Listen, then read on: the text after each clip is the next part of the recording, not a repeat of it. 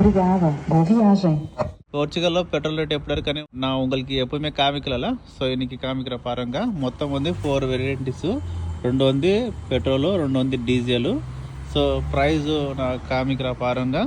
இது இங்க petrol diesel price. 2 diesel 2 petrol வச்சுக்கோங்க. ஸோ மேலே இருக்கிறது வந்து டீசல், கீழே வந்து பெட்ரோல். அங்கே வந்து கேஷ் கவுண்டர் இருக்கும். பட் இப்போ டைம் ஓவர் நைட் ஆயிடுச்சுல, இப்போ யாருமே இருக்க மாட்டாங்க.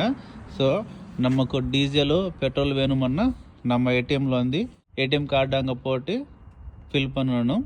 ஏன்னா பைக்குக்கு வந்து 95 E5 95 சொல்லுவார்.